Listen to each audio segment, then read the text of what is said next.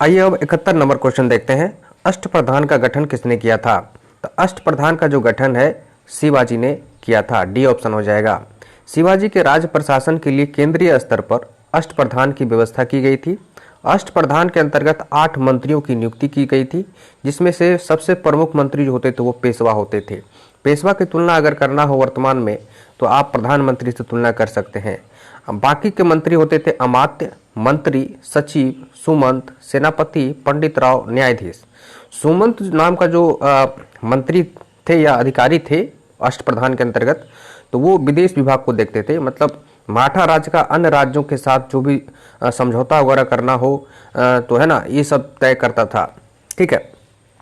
पंडित राव मतलब दान विभाग और धन विभाग को देखता था। न्यायाधीश मतलब न्याय को देखता था। सेनापति सेना से संबंधित, युद्ध से संबंधित जो है मामलों को देखता था, प्रतिनिधित्व करता था। तो ये चीज है। तो ये शिवाजी के काल में, और सारे के सारे अष्टप्रधान जो है शिवाजी के प्रति जवाबदेह होते थे। तो ये आपको जान लेना चाहिए। किसी भी अर्थ में मंत्रिमंडल नहीं कहा जा सकता। ये भी बात सच है कि जो अष्टप्रधान है इसको आप मंत्रिमंडल नहीं कह सकते हैं, नहीं कहा जा सकता है। ये जस्ट लाइक अभी के जो हर विभाग के जो प्रमुख सचिव होते हैं उससे आप तुलना कर सकते हैं, है ना। हेड बॉस शिवाजी हुआ करते थे। ठीक है, ये चीज है। इनसे जो है शिवाजी के राज प्रशासन में आधुनिक काल के सचिवों की भांति कार्य करते थे। यहाँ पर देखिए, है ना। इनका कार्य राजा को परामर्श देना मात्र था, सिर्फ परामर्श देता था। बाकी का निर्णय, अंतिम निर्णय करने का जो अधिकार था वो शिवाजी को ही था। भले सबको भार दे दिया गया था कि आप इस काम को देखिए, आप विदेशी विभाग को देखिए, आप सेनापति विभाग को देखिए, सैन्य विभाग को देखिए, लेकिन अंतिम निर्णय शिवाजी के द्वारा ही लिया जाता था। ठीक है, ये चीज है। 72 नंबर क्वेश्चन देखिए, निम्नलिखित में से किस मौर्य राजा ने दक्कन की विजय प्राप्त की थी? तो वैसे कौन मौर्य राजा हुए जो दक्कन की विजय प्राप्त की थी? तो वो चंद्रगुप्त मौर्य थे। तो मौर्य साम्राज्य के संस्थापक चंद्रगुप्त मौर्य दक्षिण भारत की विजय प्राप्त की थी। इस संदर्भ में अशोक के अभिलेखों एवं जैन एवं तमिल साक्ष्यों से भी जानकारी प्राप्त होती है। दक्षिण भाग के अनेक स्थलों में अशोक के अभिलेख प्राप्त हुए हैं, किंतु अशोक ने एकमात्र विजय प्राप्त की थी, वो भी कलिंग विजय। और उसके बाद तो उनका हृदय परिवर्तन ही हो गया था। तो इससे इतिहासकारों ने यह अनुमान लगाया कि अशोक तो वहाँ दक्षिण भारत में विजय नहीं कर सकते हैं, लेकिन विजय हुई थी, ये बात सच है, दक्षिण भारत की विजय। तो किसने किया होगा? तब जाकर के पता चला कि चंद्रगुप्त मौर्य ने ही इस विजय को, दक्कन की विजय को प्राप्त किया है। ठीक है। तो ऐसी स्थिति में दक्षिण की विजय का श्रेय हम चंद्रगुप्त मौर्य को ही देना चाहेंगे, है ना, देना पड़ेगा, क्योंकि बिंदुसार की विजय अत्यंत संदिग्ध है। मतलब अशोक के जो पिताजी थे बिंदुसार, मतलब चंद्रगुप्त मौर्य के पुत्र बिंदुसार और बिंदुसार के पुत्र अशोक। तो बिंदुसार भी ज्यादा जो है अपना क्षेत्र विस्तार नहीं किया था, ज्यादा क्षेत्रों को नहीं जीते थे, तो उनको भी उनके लिए भी यह मान लेना कि वह दक्षिण को विजय किए थे तो वो भी संदिग्ध है। अशोक तो सिर्फ कलिंग विजय की, उसके बाद तो हृदय परिवर्तन ही हो गया, तो वो उनके बारे में भी नहीं कहा जा सकता कि उन्होंने दक्कन का विजय किया। चंद्रगुप्त मौर्य के बारे में कहा जा सकता है, क्योंकि उन्होंने अंतिम समय में दक्षिण में ही जाकर के अपना जो है निर्वाण प्राप्त किया था। ठीक है, तो ये चीज है। 73 नंबर देखिए, अभिलेख जिससे यह प्रमाणित होता है कि चंद्रगुप्त का प्रभाव पश्चिम भारत पर था। तो कौन सा अभिलेख है जिससे यह प्राप्त होता है कि चंद्रगुप्त का प्रभाव पश्चिम भारत में भी था? पश्चिम भारत कहने का मतलब यह है कि गुजरात वाला एरिया, है ना, गुजरात, राजस्थान के क्षेत्र और महाराष्ट्र के क्षेत्र में भी उनका प्रभाव था। तो किससे पता चलता है? तो अशोक का गिरनार अभिलेख से। गिरनार कहाँ पर है? तो जूनागढ़ में। जूनागढ़ कहाँ है? तो गुजरात के क्षेत्र में पड़ता है। तो वहां पर जो है गिरनार अभिलेख से भी यह जानकारी मिलती है कि जो है मौर्य शासन का दबदबा वहां पश्चिम भारत में भी था। अब देखिए, रुद्रदामन का जूनागढ़ अभिलेख, गिरनार नहीं, रुद्रदामन का जूनागढ़ अभिलेख से जानकारी प्राप्त होता है कि मौर्य प्रशासन का जो प्रभाव है वो पश्चिम भारत में भी था। अब रुद्रदामन कौन था? तो ये शक शासक था, विदेशी शक, जो 5 गुट में आए थे उनमें से एक गुट था, है ना। और उसमें से रुद्रदामन भी थे, शक शासक रुद्रदामन। तो रुद्रदामन के जूनागढ़ अभिलेख से यह ज्ञात होता है कि चंद्रगुप्त मौर्य के सौराष्ट्र स्थित प्रांतीय शासक पुष्यगुप्त, वहां के एक स्थानीय शासक थे पुष्यगुप्त, वहां सुदर्शन झील बनवाई थी। और पुष्यगुप्त सुदर्शन झील बनवाया था, लेकिन इनके लिए जो फाइनेंस किया था वो चंद्रगुप्त मौर्य ने किया था। इसलिए कहा जाता है कि सुदर्शन झील का निर्माण चंद्रगुप्त मौर्य के द्वारा ही करवाया गया है। भले वहाँ के स्थानीय शासक के योगदान से बना है, मतलब उनके पुष्यगुप्त के ये से, ठीक है, लेकिन इनमें श्रेय जो है चंद्रगुप्त मौर्य को ही जाता है सुदर्शन झील को बनाने का, ठीक है। तो ये चीज है आपका। बाद में अशोक के यूनानी गवर्नर तुसास्प ने इस जलाशय के साथ बहुत सी नहरें बनवाई। तुसास्प नाम के एक गवर्नर थे, बाद में वहां पर गए थे, तो उन्होंने क्या किया, इसी जलाशय से बहुत सारे नहर का निर्माण करवाया। इस है ना, इस प्रांत को आनर्थ तथा सुराष्ट्र कहा गया, है ना। वो जो क्षेत्र था उसको सुराष्ट्र कहा गया, वही बाद में सौराष्ट्र बन गया। इससे पश्चिम भारत का चंद्रगुप्त के आधिपत्य का जो है प्रमाण मिलता है ना, ये चीज है। निम्नलिखित में से कौन सा क्षेत्र अशोक के साम्राज्य में सम्मिलित नहीं था? तो इसमें से कौन ऐसा क्षेत्र है जो अशोक के साम्राज्य में सम्मिलित नहीं था? तो वो था श्रीलंका। श्रीलंका से भले रिलेशन बड़ा अच्छा था अशोक का, है ना, अपने पुत्र और पुत्रियों को बौद्ध धर्म के प्रचार प्रसार के लिए वहां भेजा भी था, लेकिन इनका जो अपना दबदबा था अफगानिस्तान तक फैल चुका था, है ना। बिहार में तो था ही पूरा, कलिंग तो विजय ही प्राप्त कर लिया था पूरा का पूरा, कलिंग, कलिंग मतलब उड़ीसा का पूरा क्षेत्र, तो ये पूरा क्षेत्र था, लेकिन श्रीलंका पर उनका दबदबा नहीं था, है ना, साम्राज्य में, उनके साम्राज्य में सम्मिलित नहीं था, ठीक है।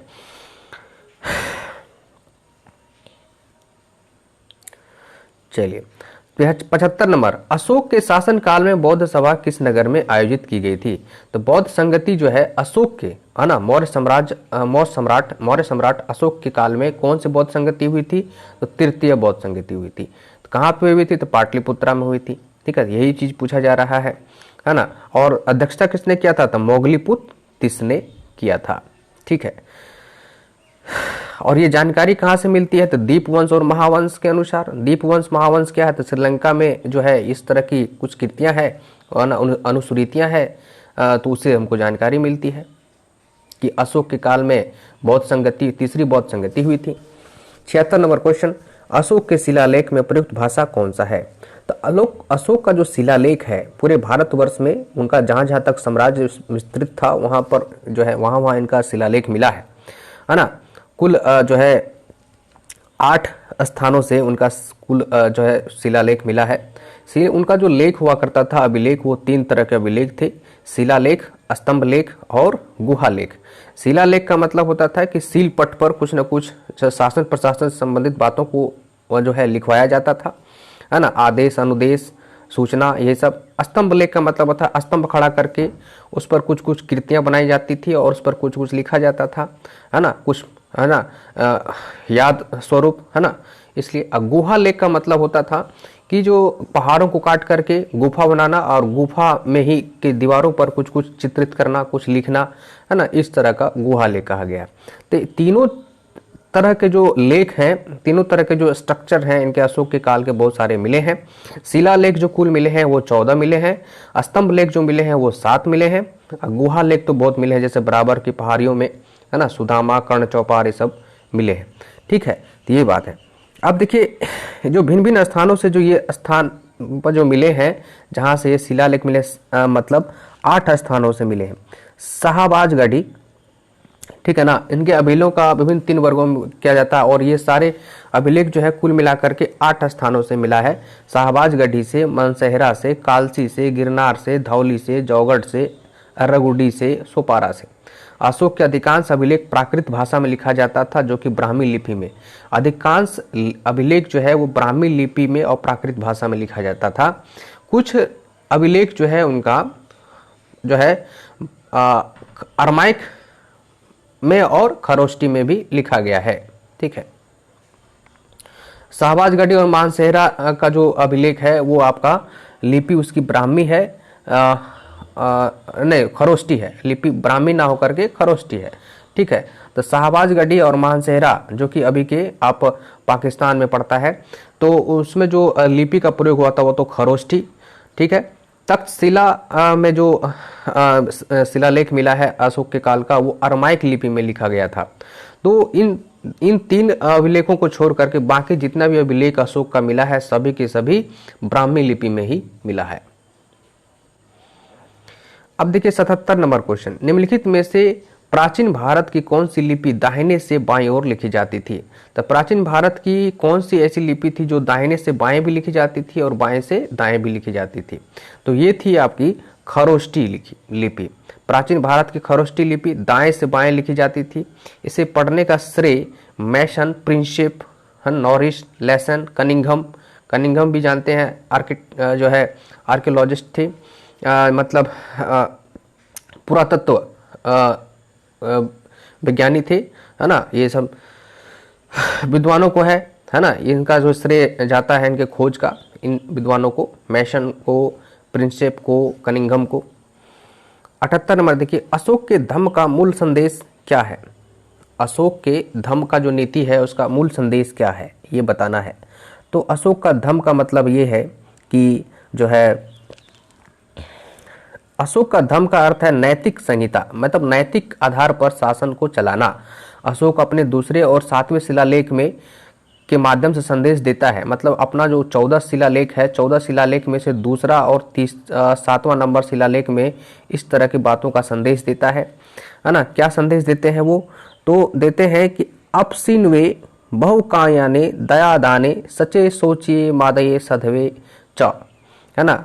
तो इसका मतलब ये है कि अर्थात कम पाप करना, कल्याण करना, दया दान करना, सत्य बोलना, पवित्र से रहना, मतलब पवित्रता से रहना, स्वभाव में मधुरता और साधुता बनाए रखना, ये सब जितने भी क्वालिटी हैं, गुण हैं, इथिक्स वाला गुण जिसको कह सकते हैं, नैतिकता वाला गुण, ये इस नैतिकता वाले गुण के साथ जो है रहना और शासन प्रशासन को चलाना, यही उनका धम्म की नीति थी।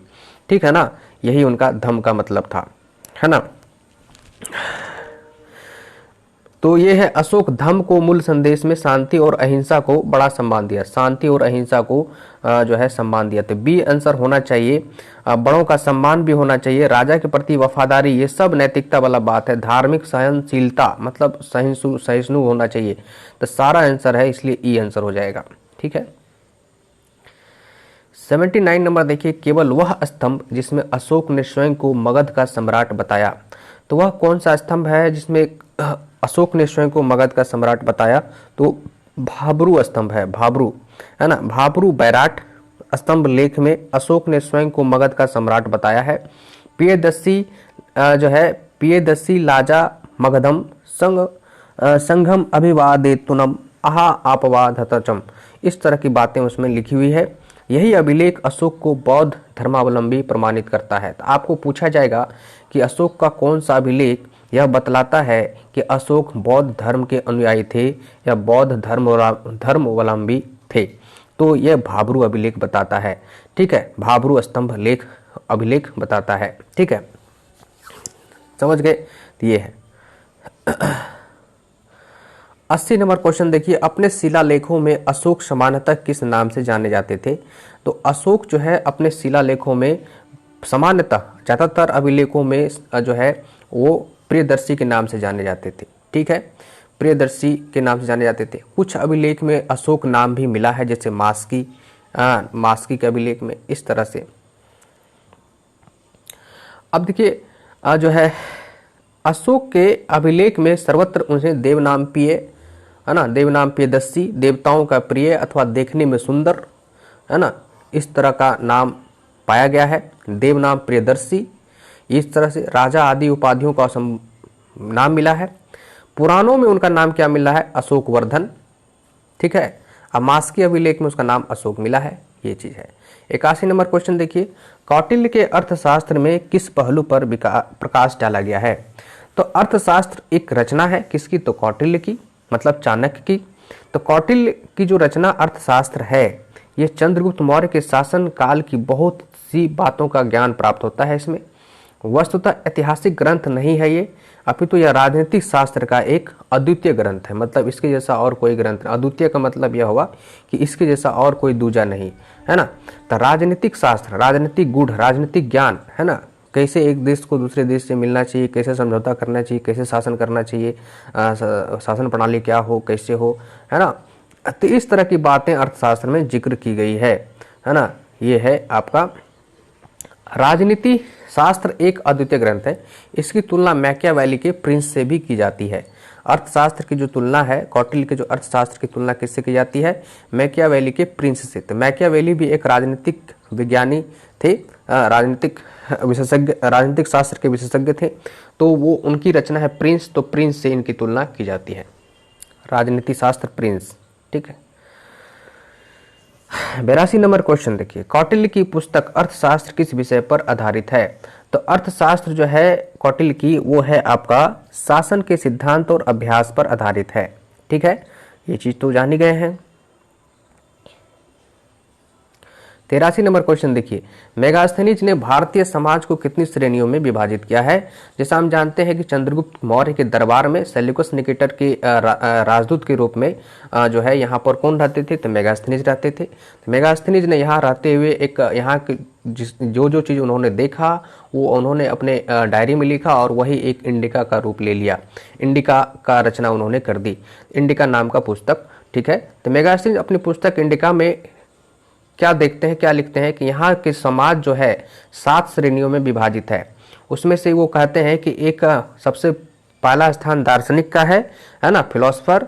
दूसरा कृषक है, तीसरा पशुपालक है, चौथा कारीगर भी यहाँ पाए जाते हैं, योद्धा भी पाए जाते हैं, युद्ध लड़ने वाले, और निरीक्षक भी पाए जाते हैं, और 7 सभासद भी पाए जाते हैं। मेगास्थनीज भारतीय समाज में दास प्रथा को प्रचलित होने का उल्लेख नहीं करते हैं, मतलब यहाँ गुलामी नहीं है। वो कहते हैं कि यहाँ पर गुलामी नहीं है, कोई किसी को गुलाम नहीं बना के रखा हुआ है।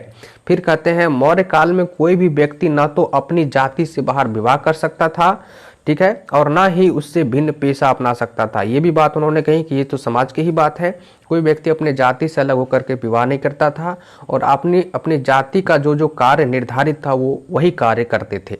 इस तरह की बात उन्होंने इंडिका में लिखी है। देखिए 84 नंबर क्वेश्चन, मौर्य समाज का 7 वर्गों में विभाजन का विशेष रूप से उल्लेख किया गया है किसमें?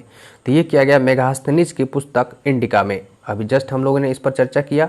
ठीक है, नेक्स्ट देखिए 85, पेरिप्लस ऑफ द इरिथ्रियन सी किसने लिखी है? अब देखिए ये जो रचना है पेरिप्लस ऑफ द इरिथ्रियन सी, ये इसका लेखक का नाम ही नहीं पता है।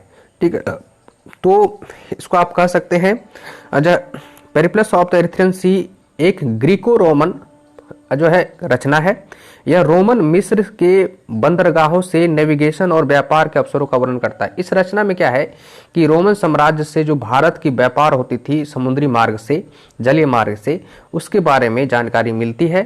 ठीक है, और उसके साथ साथ जो है यहाँ के लोग, यहाँ के समाज, जो है यहाँ की व्यवस्था है ना के बारे में भी जानकारियाँ मिल जाती है। लगभग 60 ईस्वी में अलेक्जेंड्रिया के एक अनाम नाविक, मतलब बिना नाम का, उनका नाम ही नहीं पता है, उन्होंने इस बात को जो है लिखा है। तो वही जो है पेरिप्लस ऑफ द इरिथ्रियन सी नाम का एक रचना का रूप ले लिया। ठीक है, भारत से आयात और निर्यात के बारे में, जो भी वस्तुएं आयात निर्यात होती थी उनके बारे में पूरा एकदम डिटेल्स में जानकारी है उसमें, पेरिप्लस ऑफ द इरिथ्रियन सी। आपको एग्जाम में पूछेगा कि इनमें से कौन सी रचना जो है लेखक का नाम नहीं है, किस रचना के जो है लेखक के नाम नहीं है, तो यही पेरिप्लस ऑफ द इरिथ्रियन सी। ठीक है, या एक पूछ देगा कि इस रचना को किसने लिखा, नाम दे देगा, है ना, और उनमें से देगा इनमें से कोई नहीं, या कोई नाम ही नहीं देगा, कोई नहीं लिखा, या नाम रहित, इस तरह से।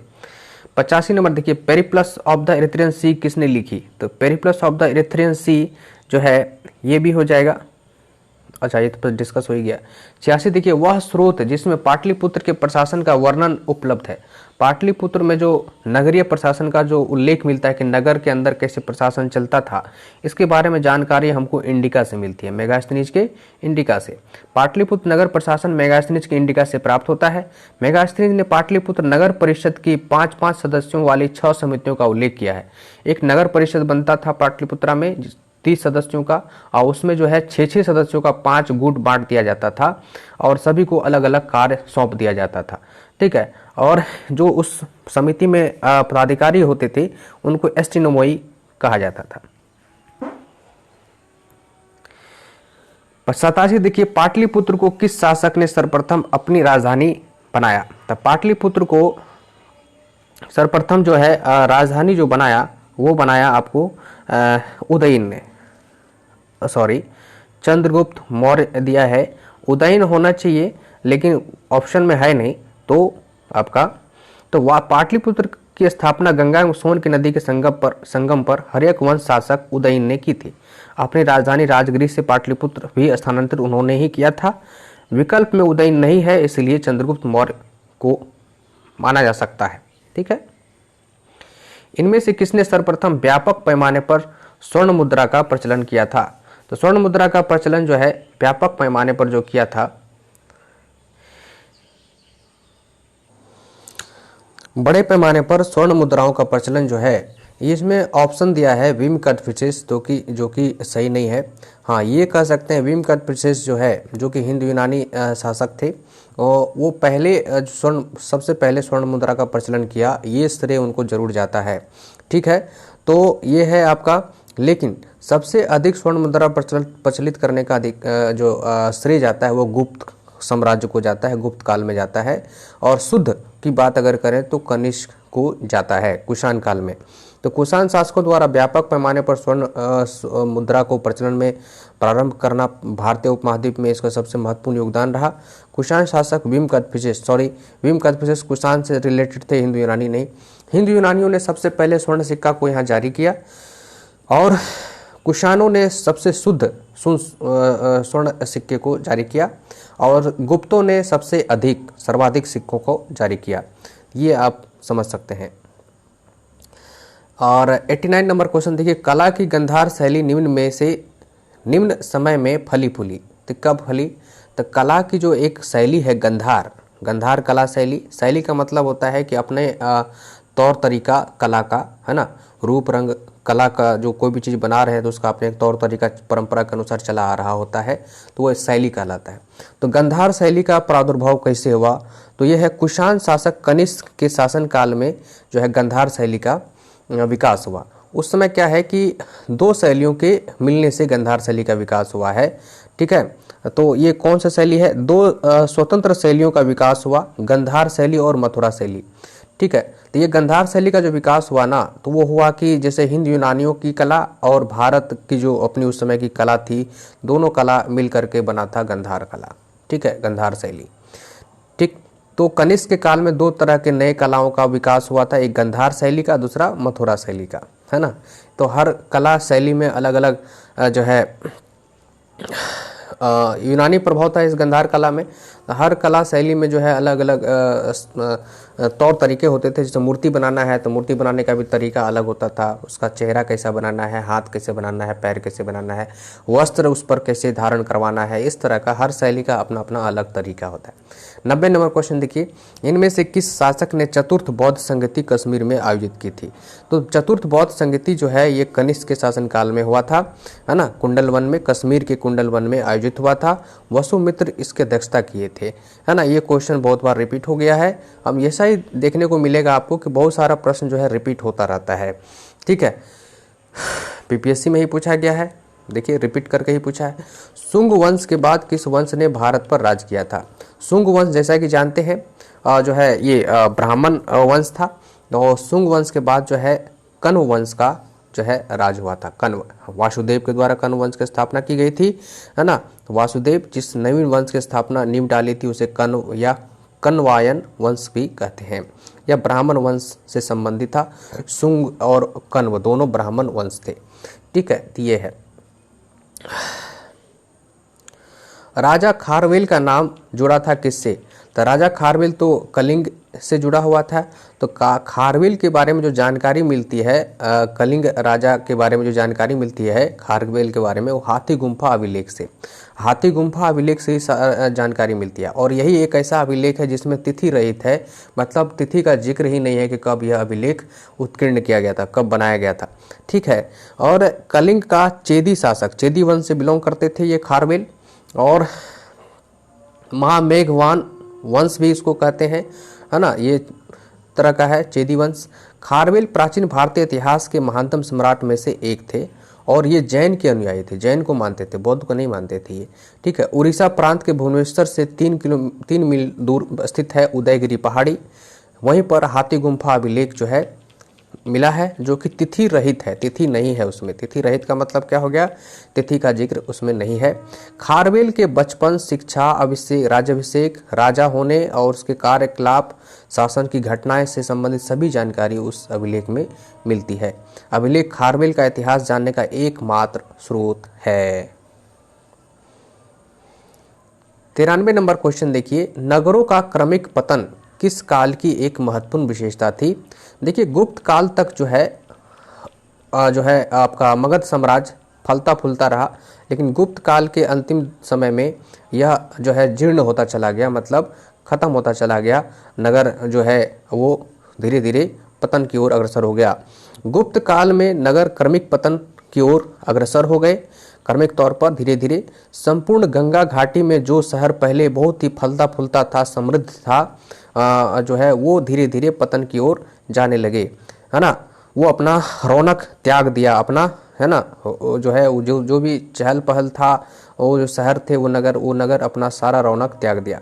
ठीक है, ये पाटलिपुत्र जैसा महत्वपूर्ण नगर ह्वेनसांग के आगमन तक गांव बन गया, है ना। जब ह्वेनसांग आए थे, ह्वेनसांग कब आए थे, तो हर्षवर्धन के काल में, तब तक वो जो है पाटलिपुत्रा एक गांव का रूप धारण कर लिया था, नगर से, है ना, पतन हो गया उसका। मथुरा भी जो है मथुरा नगर का भी पतन हो गया। कुम्भरार जो कि पटना में पड़ता है, उसका भी पतन हो गया। सोनपुर, सहगोरा, उत्तर प्रदेश के गंगा घाटी में अनेक महत्वपूर्ण नगर जो कि ह्रास के ही प्रमाण प्रस्तुत होते हैं, जिसके ह्रास के ही मतलब पतन के प्रमाण मिलते हैं। तो गुप्त काल के बाद जो है नगरों का पतन हो गया, और ये लोग गुप्त काल के लोग जो हैं पाटलिपुत्रा से राजधानी को उधर शिफ्ट, यूपी की तरफ शिफ्ट करने लगे ये लोग, है ना, धीरे धीरे ये चीज़ है। तो मगध साम्राज्य का जो है धीरे धीरे शिफ्टिंग हो गया उधर, ये चीज़। 94 नंबर देखिए, निम्नलिखित में से कौन सा बंदरगाह गुप्त काल में उत्तर भारतीय व्यापार के लिए उपयोग में किया जाता था। अब जो है गुप्त काल में कुछ बंदरगाह थी जो कि व्यापार के लिए महत्वपूर्ण माना जाता था।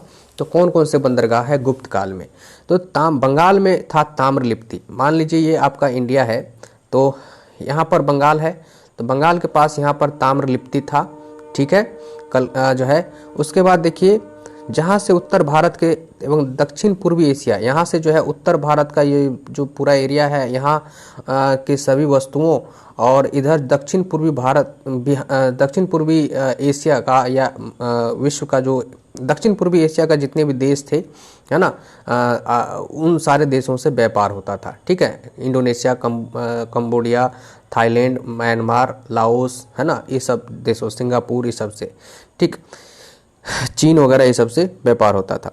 अब बाकी इस साइड में जो आपका जो है गुप्त काल में था, एक भरूच में था, गुजरात के भरूच में बंदरगाह था। उसके बाद देखिए बंदरगाह भृगुकृच मतलब भरूच, पश्चिमी देश समुद्री व्यापार होता था। इसके अलावा कल्याण, कर्नाटक के पास यहाँ कल्याण में था। और उसके बाद है कैम्बे, ठीक है, में भी था, ठीक है, बॉम्बे नहीं होगा, कैम्बे, ठीक है। तो इस तरह से कुछ बंदरगाहें पश्चिमी तट पर भी था। पश्चिम भारत में ये था जो है आपका, और पूर्वी में ये था ताम्रलिप्ति। किस शासक वंश ने मंदिरों एवं ब्राह्मणों को सबसे अधिक ग्राम अनुदान में दिया था।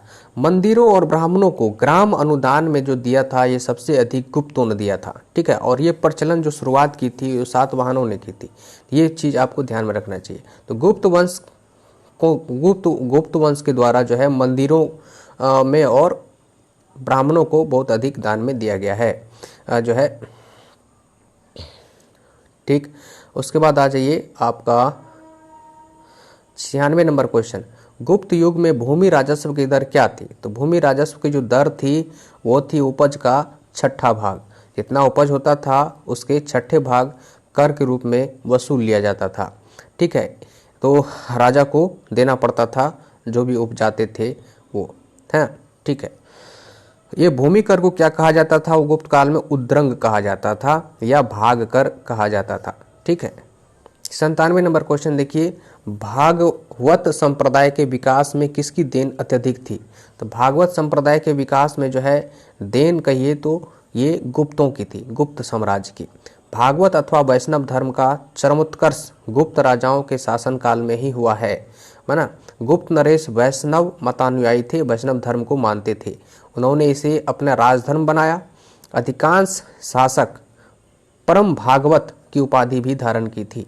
ठीक है। विष्णु का वाहन गरुड़, विष्णु के वाहन होते हैं गरुड़, गरुड़ को गुप्त शासकों ने अपना राज चिन्ह बनाया था। ठीक है। तो इससे यही प्रमाण मिलता है कि उन्होंने गुप्तों ने जो है विष्णु के उपासक थे, मतलब वैष्णव धर्म को मानते थे। 98 नंबर क्वेश्चन देखिए, इनमें से किसने पहली बार यह व्याख्या की कि पृथ्वी के अपने धुरी पर घूमने के कारण प्रतिदिन सूर्योदय और सूर्यास्त होता है। देखिए उस समय चंद्रगुप्त द्वितीय, जो गुप्त शासक चंद्रगुप्त द्वितीय थे, जिसको विक्रमादित्य भी कहा गया है, तो वो चंद्रगुप्त द्वितीय के दरबार में या उन्हीं के काल में एक आर्यभट्ट नाम के व्यक्ति भी थे, जो कि अपने पटना के ही थे, पटना के कुसुमपुर के। ठीक है। तो उनकी जो है आर्यभट्टम रचना थी, उन्हीं में उसी रचना में उन्होंने यह बात कही थी कि पृथ्वी अपने धुरी पर घूमती है, जिसके कारण जो है दिन और रात होता है, सूर्योदय और सूर्यास्त होता है। देखिए उस समय इन्होंने अनुमान कर दिया था, बाद में यह प्रमाण भी हो गया। तो आर्यभट्ट प्रथम व्यक्ति थे जिन्होंने यह व्याख्या की थी कि पृथ्वी की अपनी धुरी पर घूमने के कारण ही प्रतिदिन सूर्योदय और सूर्यास्त होता है। 99 नंबर क्वेश्चन देखिए, 99, इनमें से कौन गुप्त काल में औषधि के क्षेत्र में अपने कार्य के लिए जाने जाते हैं। औषधि मतलब जड़ी बूटी का दवाई ववाई, है ना, के क्षेत्र में जाने जाते हैं। तो कौन है इसमें? तो इसमें से जो है आपका कोई नहीं होगा, ई आंसर हो जाएगा। तो अब देखिए, सुश्रुत शल्य क्रिया का जनक माना जाता है, मतलब ऑपरेशन का डॉक्टर, लेकिन ये गुप्त काल के नहीं है। ठीक है। काशी के रहने वाले थे, इनका 600 ईसा पूर्व में माना जाता था। 600 ईसा पूर्व कहाँ, गुप्त काल, बहुत दिन का फासला है। गुप्त काल ईस्वी में है और ये 600 ईसा पूर्व की बात है। मतलब महाजनपद काल, बिंबिसार, हर्यक वंश के आसपास का बात है, ये बिंबिसार के काल का बात है, सुश्रुत। ठीक है।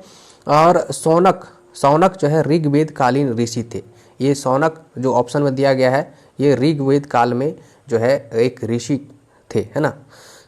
सौमिला गुप्तकालीन नाटककार थे। ये सौमिला गुप्त काल में जरूर थे, लेकिन ये नाटककार थे, नाटक लिखते थे।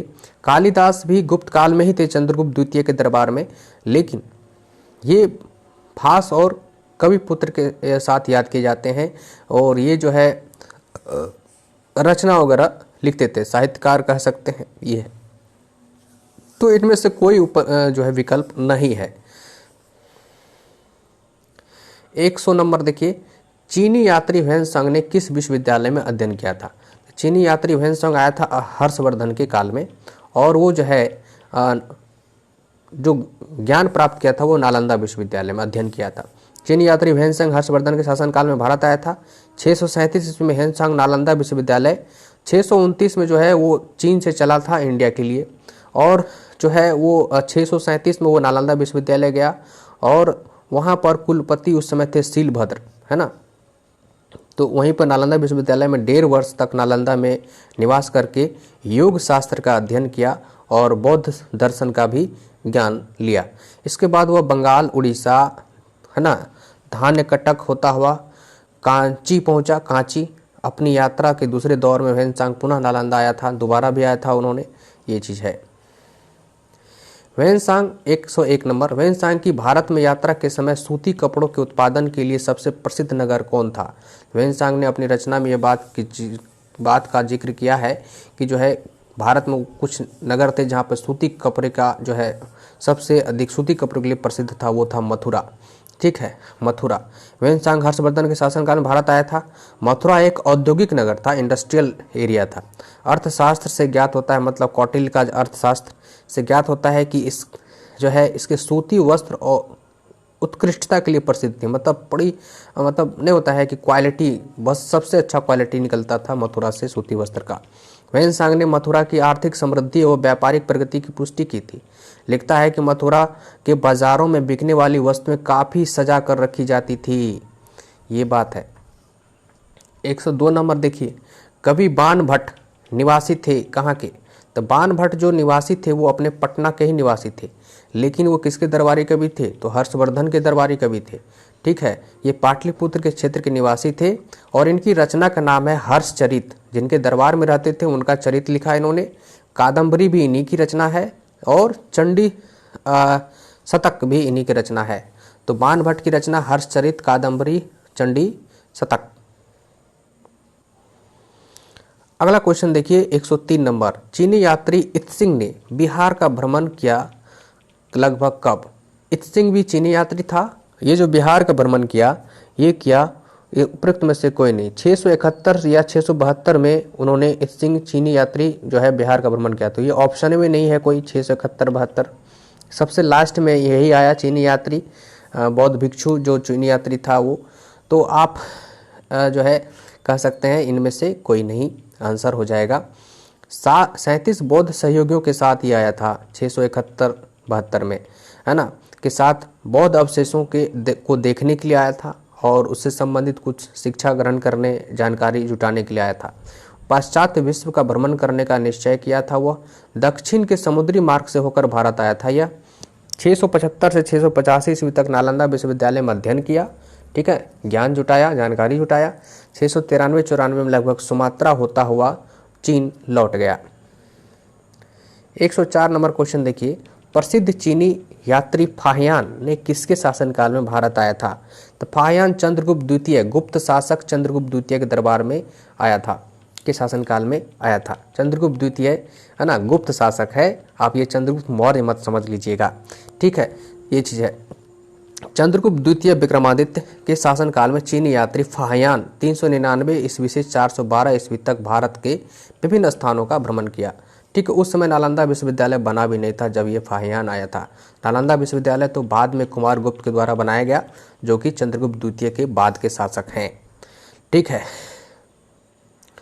नालंदा विश्वविद्यालय के संस्थापक कौन थे? तो नालंदा विश्वविद्यालय के संस्थापक कुमार गुप्त थे, गुप्त शासक कुमार गुप्त। वेनसांग के अनुसार नालंदा विश्वविद्यालय के संस्थापक शक्रादित्य थे, जिसने बौद्ध धर्म के त्रिरत्नों के प्रति महती श्रद्धा के कारण इसकी स्थापना करवाई।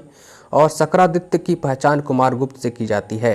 415 से 455 ईस्वी में इनका शासन रहा, ठीक है। इन्हीं शासनकाल के दौरान, अपने शासनकाल के दौरान ही नालंदा विश्वविद्यालय की स्थापना उन्होंने की, ठीक है, और कुछ गांव दान में दिए उसके संचालन के लिए। कुमार गुप्त की प्रसिद्धि उपाधि जो थी महेंद्रादित्य भी था। तो शक्रादित्य, महेंद्रादित्य और कुमार गुप्त, ये तीनों एक ही व्यक्ति का नाम है। 106 नंबर देखिए, ताम्रपत्र लेख दर्शाते हैं कि प्राचीन काल में बिहार के राजाओं का संपर्क था किससे? तो ये जावा और सुमात्रा से भी जो है संपर्क थे बिहार के। प्राचीन काल में बिहार के राजाओं का संपर्क जावा सुमात्रा से भी था। जावा सुमात्रा मतलब इंडोनेशिया, वर्तमान की इंडोनेशिया में। वहाँ पर जो है कुछ शासक थे, शैलेंद्र वंशी शासक थे। शैलेंद्र वंशी शासक बलपुत्र देव की जानकारी मिलती है। जैसे पाल वंश के शासक देवपाल बौद्ध अनुयायी थे, बौद्ध धर्म को मानने वाले थे। से जो है लेखों में उसे परम सौगात कहा गया है। किनको? देवपाल को। क्यों कहा गया है? उसने जावा के शैलेंद्र वंशी शासक बलपुत्र देव के अनुरोध पर नालंदा में एक बौद्ध विहार बनवाने के लिए 5 गांव दान में दे दिया था। हुआ क्या था कि सुमात्रा जावा से जो भी बौद्ध भिक्षु आते थे भारत, बौद्ध धर्म के अनुयायी लोग जो यहाँ आते थे, तो यहाँ रहने के लिए उनको आश्रय स्थान नहीं मिलता था। तो वहाँ के शासक है ना, बलपुत्र देव ने, शैलेंद्र वंशी शासक ने यहाँ के शासक देवपाल से अनुरोध किया कि आप कुछ जमीन दे दें तो अपने भिक्षुओं के लिए मैं वहाँ एक विहार बना दूँ। विहार मतलब रहने ठहरने का घर, आश्रम बना दूँ। तो फिर देवपाल ने ये बात मान ली और उनको कुछ जमीन गांव दान में दे दिया। और वहीं पर जो है दान में मिली जमीन पर बलपुत्र देव ने कुछ अपने बौद्ध भिक्षुओं के लिए जो है विहार का निर्माण करवाया। 107 नंबर देखिए, सुवर्ण भूमि का वह राजा कौन था जिसने नालंदा में एक बौद्ध विहार की स्थापना की तथा उसके रख रखाव हेतु अपने दूत द्वारा देवपाल से 5 गांव दान में देने के लिए प्रार्थना की थी? तो वही बलपुत्र देव। स्वर्ण भूमि के नाम से अभी इंडोनेशिया जो है ये स्वर्ण भूमि के नाम से जाना जाता था पहले, और उसी के वहाँ पर राज था शैलेंद्र वंशी शासक बलपुत्र देव का। उन्होंने यहाँ के शासक देवपाल से अनुरोध किया था और वह जो है फिर अनुरोध मान लिया गया। और फिर जाकर के 5 गांव दान में दिया और वहीं पर बौद्ध विहार बनाया। बौद्ध विहार का मतलब होता है बौद्ध भिक्षुओं या बौद्ध साधुओं के रहने का आश्रय स्थल। 108 नंबर है, नालंदा विश्वविद्यालय के विनाश के कारण क्या थे? तो नालंदा विश्वविद्यालय के विनाश के कारण जो थे वो मुसलमान का आगमन। तो बख्तियार खिलजी आया और वह बिहार के जो है 1202 से 1204 के आसपास में जो है नालंदा विश्वविद्यालय विक्रमशिला विश्वविद्यालय के को जो है तहस नहस कर दिया, है ना, ये है। उसके बाद 109 नंबर देखिए, खजुराहो मंदिर स्थापत्य के निर्माण में सहयोगी थे कौन? तो चंदेल शासकों के द्वारा खजुराहो का मंदिर का निर्माण किया गया था। ये 950 से 1050 के बीच में इस जो है खजुराहो मंदिर का निर्माण हुआ था। मंदिरों में कंदरिया महादेव का मंदिर सर्वोत्तम है। कंदरिया महादेव का जो मंदिर है खजुराहो के मंदिर में, वो सर्वोत्तम है। खजुराहो मध्य प्रदेश के छतरपुर जिले में पड़ता है। 110 नंबर देखिए, विक्रमशिला शिक्षा केंद्र या विक्रमशिला विश्वविद्यालय या विक्रमशिला महाविहार, कुछ भी कहिए, है ना, के संस्थापक कौन थे? तो विक्रमशिला महाविहार के संस्थापक धर्मपाल थे। धर्मपाल पाल शासक थे। विक्रमशिला विश्वविद्यालय बिहार के भागलपुर जिले में स्थित है। इनका अवशेष अभी भी वहां पर है। स्थापना पाल वंश शासक धर्मपाल ने की थी। ठीक है, ये चीज है।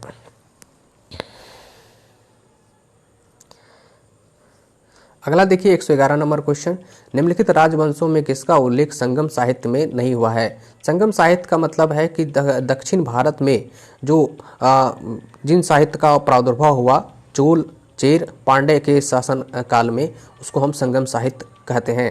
अब इसमें जो है निम्नलिखित में से राजवंशों में किसका उल्लेख संगम साहित्य में नहीं है? तो संगम साहित्य में उल्लेख कदम्ब वंश का नहीं है, बाकी चोल, चेर, पांड्य ये तीनों वंश का उल्लेख उसमें मिलता है। ठीक है। 112 नंबर क्वेश्चन देखिए, संगम युग में उरयूर किस लिए विख्यात था? संगम युग में मतलब चोल, चेर, पांड्य युग में। अब चोल भी दो तरह का है, एक मध्यकालीन चोल और एक प्राचीन चोल। ठीक है, तो प्राचीन चोल की ये बात हो रही है। संगम साहित्य में जो उल्लेख है वो प्राचीन चोल की बात हो रही है ना। ये तो संगम युग में उरयूर किस लिए विख्यात था? तो ये था आपका कपास के व्यापार का महत्वपूर्ण केंद्र था। कपास का व्यापार का महत्वपूर्ण केंद्र था उरयूर। उरयूर नाम का एक शहर था, नगर था। ठीक है, तमिलनाडु के तिरुचिरापल्ली में अवस्थित है, कावेरी नदी के तट पर उरयूर, है ना। और ये उरयूर जो है ये चोलों की राजधानी थी, चोल साम्राज्य की राजधानी थी। ठीक है, ये है। तो यहाँ पर जो है कपास तथा सूती वस्त्रों का बहुत बड़ा केंद्र था। 113 नंबर क्वेश्चन देखिए, मुद्रा राक्षस का लेखक निम्न में से कौन है? तो मुद्रा राक्षस के जो लेखक हैं वो है विशाख दत्त। और इसी मुद्रा राक्षस में जो है चंद्रगुप्त मौर्य के जीवन पर प्रकाश पड़ता है। उनके बारे में जानकारी मिलती है कि वह नीचे कुल के थे, कुलहीन थे, वृषल थे, है ना। धुंधीराज ने मुद्रा राक्षस पर टीका भी लिखा है। 114 नंबर क्वेश्चन देखिए, पृथ्वीराज रासो के लेखक कौन है? तो पृथ्वीराज रासो के लेखक जो है चंद्रबरदाई हैं। और चौहान वंशी शासक पृथ्वीराज तृतीय के दरबारी कवि थे ये चंद्रबरदाई। और इन्हें चंद्रबरदाई ने पृथ्वीराज रासो की रचना की, है ना। उनका बायोग्राफी लिखा पृथ्वीराज तृतीय का। 115 देखिए, स्वप्न वाशव दत्त के लेखक कौन है? तो स्वप्न वाशव दत्त के लेखक जो है वो है भास, है ना। भास, महाकवि भास, कालिदास की तरह ही ये भी महाकवि थे। जो है महाकवि भास ने 13 नाटक इनका मिला है।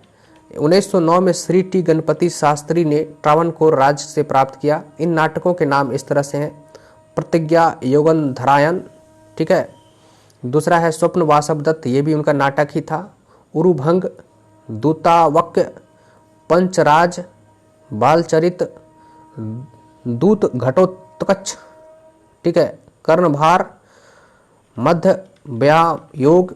मध्यम व्यायोग, इस तरह से प्रतिमा नाटक, अभिषेक नाटक, अभिमारक एवं चारुदत्त। चारुदत्त इसमें से महत्वपूर्ण नाटक जो है इनका, ये मैं बता देता हूँ।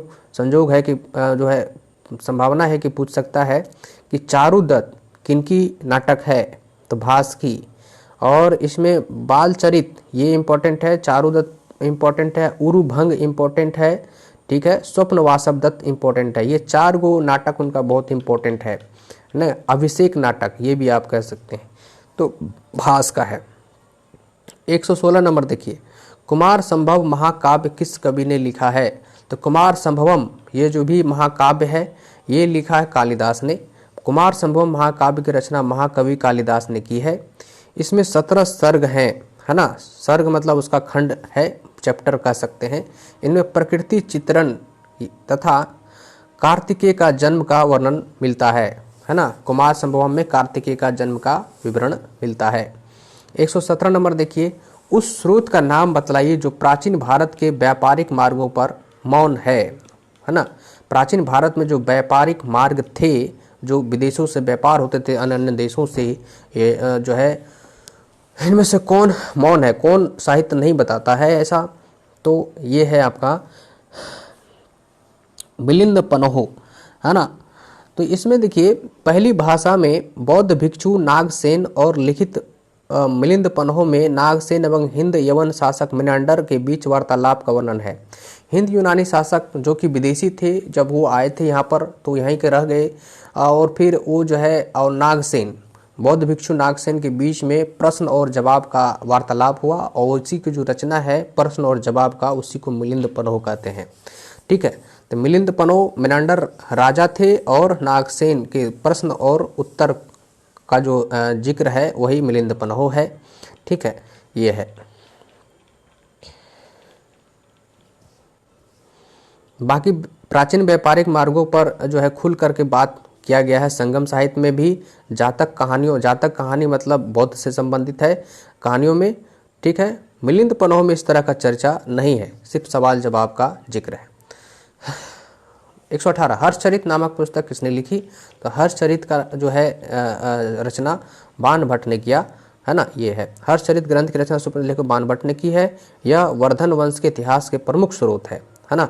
ये इसमें जो लेखक अपने समकालीन शासक तथा उसके पूर्वजों के जीवन वृत्ति का वर्णन किया है, मतलब हर्ष के पूर्वजों का भी बायोग्राफी को उन्होंने प्रस्तुत किया है अपने लेखन में, हर्षचरित में। ठीक है, और हर्ष का तो किया ही है। तो बाण भट्ट उनके दरबारी कवि थे, है ना, हर्ष के। चोल देखिए, चोल काल किसके लिए प्रसिद्ध था?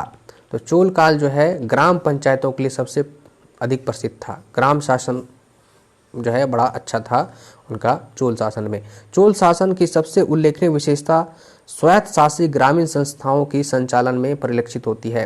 स्वायत्त शासी मतलब खुद का एक शासन प्रणाली ग्राम स्तर पर ये होता है। ग्राम पंचायत चोल काल में प्रसिद्ध था। उत्तर मेरूर से प्राप्त अभिलेख, उत्तर मेरूर एक जगह का नाम है, तमिलनाडु में पड़ता है, दक्षिण भारत में। उत्तर मेरूर से प्राप्त एक अभिलेख से ग्राम सभा के कार्यों आदि का विस्तृत जानकारी मिलता है। तो आपको एक प्रश्न ये भी पूछ सकता है, किस अभिलेख से जानकारी मिलती है कि चोल कालीन शासन में जो है ग्राम स्तर के शासन का जो है ग्राम सभा के कार्यों की जानकारी है? तो आपको उत्तर मेरूर उत्तर देना होगा। 120 नंबर क्वेश्चन देखिए और अंतिम है यह क्वेश्चन, कौन सा मध्यकालीन भारतीय साम्राज्य व्यापक स्तर पर स्थानीय स्वशासन के लिए प्रसिद्ध था? तो ये अभी जस्ट हम लोग ने चर्चा किया, तो चोल ने।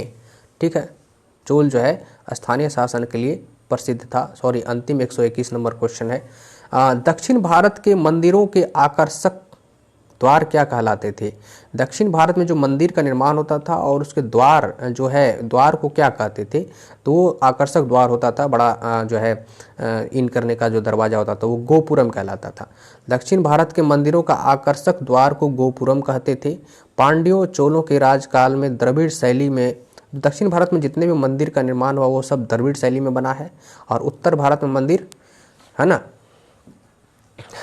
तो इस तरह से आपका जो द्रविड़ शैली में है। पांड्य काल में मंदिर छोटे होते थे, किंतु उनके प्रांगण के चारों ओर अनेक प्राचीर बनाए जाते थे। इनके प्रवेश द्वार जिन्हें गोपुरम कहा जाता, जो प्रवेश मेन गेट होता था उसको गोपुरम कहा जाता था। भव्य विशाल और प्रचुर मात्रा में शिल्प जो है कारिता से अलंकृत होते थे। चोल कालीन वास्तुकला की विशेषता मंदिर नहीं अपितु गोपुरम था। मंदिर उतनी अच्छी नहीं होती थी, लेकिन गोपुरम बहुत अच्छा बनाया जाता था, मतलब मुख्य दरवाजा जो है बड़ा अच्छा बनाया जाता था। ठीक है, ये है आपका उत्तर भारत में जो मंदिर बनाने की कला थी वो नागर शैली कहलाती थी, और दक्षिण भारत में जो मंदिर बनाने की कला थी वो द्रविड़ शैली कहलाती थी। अब देखिए इस वीडियो में इतना ही। ये प्राचीन भारत के इतिहास के से जो है अभी तक में बीपीएससी के द्वारा जो पूछा गया प्रश्न है उसी का संग्रह था। यह घटना चक्र का सीरीज है। नेक्स्ट वीडियो में हम लोग आएंगे मध्यकालीन भारत से 38वीं बीपीएससी मतलब 1992 से लेकर के 66वीं बीपीएससी 2020 तक में जो भी प्रश्न पूछा गया उन सारे प्रश्नों को, है ना, इसी तरह से डिस्कशन के साथ हम लोग लेकर के आज या कल जो है हम लोग देख लेंगे। ठीक है, तो तब तक के लिए थैंक यू, धन्यवाद। अच्छा लगे तो सब्सक्राइब भी करिए, शेयर भी कीजिए। Thank you.